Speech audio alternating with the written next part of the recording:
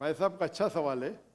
उनका नाम जावेद मसीह है और उन्हें मिसाल दी कि मोहम्मद सल्लल्लाहु अलैहि वसल्लम जब साहबा ने हिजरत की तो अबिसीनिया के बादशाह ने उन्हें पनाह दी और जिक्र किया एक औरत जो कचरा फेंकती थी और वो कह रहे कि आज इस मुल्क में मुसलमान उनको नफ़रत की नज़र से देखते, अपने अल्फाज इस्तेमाल की नफ़रत की निगाह से देखते हैं। तो क्यों, जब अल्लाह के रसूल रहमतुल आलमीन हैं तो मुसलमान नफ़रत की निगाह से क्यों देखते हैं?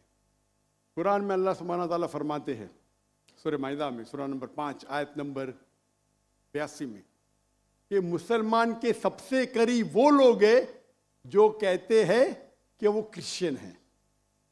ये कुरान की आयत है कि मुस्लिम से सबसे करीब वो लोग हैं जो लोग कहते हैं मैं नसारा हूँ, आई एम अ क्रिश्चियन। ये कुरान की आयत है। और कुरान में एक तिया हिस्सा 1/3 of the Quran is address to, मुखातिब है या अहले किताब, या अहले किताब कहो अहले किताब से, यहूद और नसारा से। तो एक तिया हिस्सा कुरान मजीद का तकरीबन अहले किताब से मुखातिब है।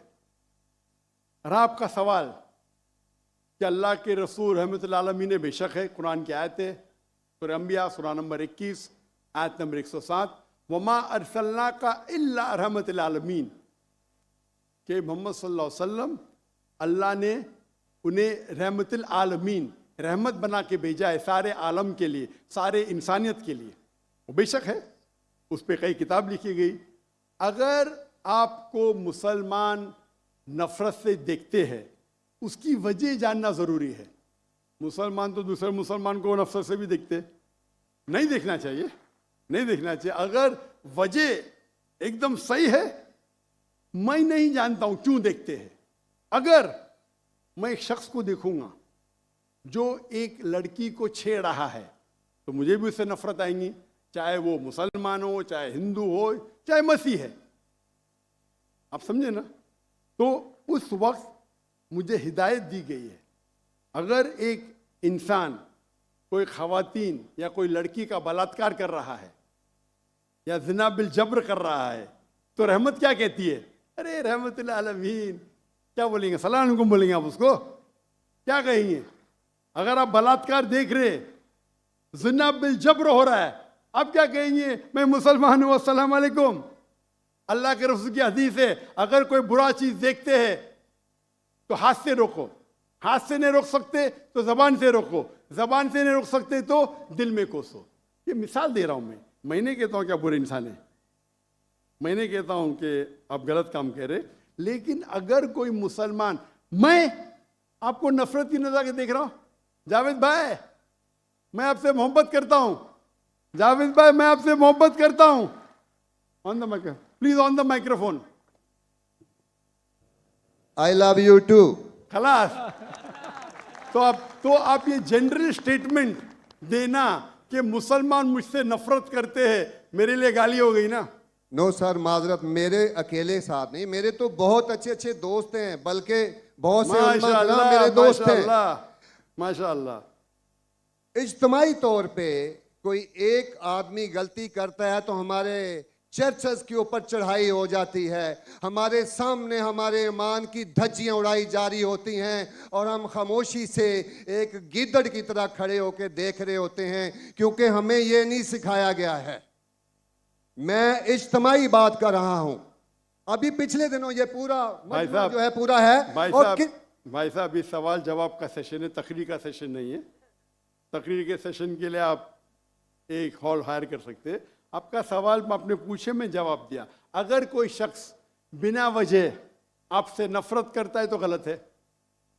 और कुरान की तो आयत है, जितने भी गैर मुसलमान है सबसे करीब है जो नसारा है। अगर आप कुछ गलत काम किए और कोई नफरत करता है, वो भी कुरान की आयत है। कुरान की आयत है सूरह नंबर 41 आयत नंबर 34 सूरह फुसिलत चैप्टर 41 वर्स 34। अगर कोई आपके साथ बुरा बर्ताव करता है उसका बदला अच्छाई से दो। जावेद भाई मैं आपसे बात कर रहा हूं, अगर कोई आपसे बुरा बर्ताव करता है तो कुरान फरमाते, अल्लाह ताला फरमाते, उनसे अच्छा बर्ताव करो, आपको क्या पता कि आपका दुश्मन आपका दोस्त बन जाएगा। जो कुरान की आयत है, सूरह फुसिलत सूरह नंबर 41 आयत नंबर 64।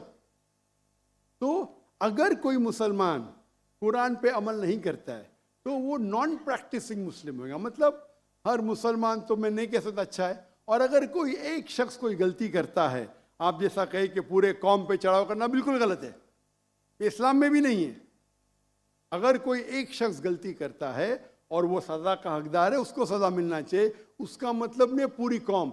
इनफैक्ट अगर आप हिस्ट्री पढ़ेंगे, आप तारीख पढ़ेंगे, आप तारीख में पढ़ो, चाहे वो 6वीं सदी की हो, 7वीं सदी की हो, 8वीं सदी की हो, आप देखेंगे सबसे महफूज अगर कोई जनरल दीन को फॉलो करने, वो इस्लाम के रूल में। इस्लाम अगर रूल कर रहा है उस शहर को, तो जितने गैर मुस्लिम थे वो अपने आप को महफूज समझते थे। क्यों? इस्लाम में है कि आपको इस्लाम कबूल करने का करो, नहीं करने का नो प्रॉब्लम, एक जजिया दो। ये जजिया कुछ बड़ी अमाउंट नहीं, आपकी इनकम टैक्स से बहुत कम है। जजिया मतलब आप मानते हैं कि ठीक है आपको इस्लाम नहीं कबूल करने का, लेकिन मैं आपके अंदर पनाह चाहता हूँ। तो जिजिया टैक्स आप देते, आप कबूल करते, और जब जिजिया टैक्स देते आपको प्रोटेक्शन मिलता है। इस्लाम में कहते हैं दिम्मी।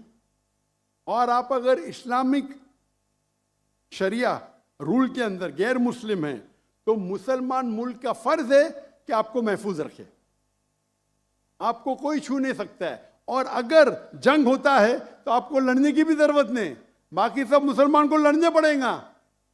और जिजिया बहुत कम है, इनकम टैक्स का तो स्मॉल परसेंटेज है।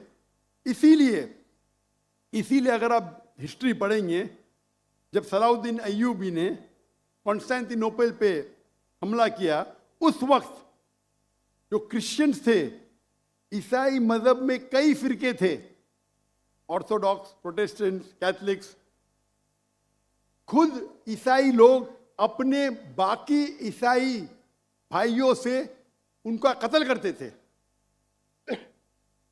और जब इन लोग ने कॉन्कर किया कॉन्स्टेंटिनोपल को, तो मुसलमानों पे जुल्म किया। तो जब सलाहुद्दीन अय्यूबी ने कॉन्कर किया तो ईसाई लोग डर गए कि अभी तो हम लोग की मौत आ गई।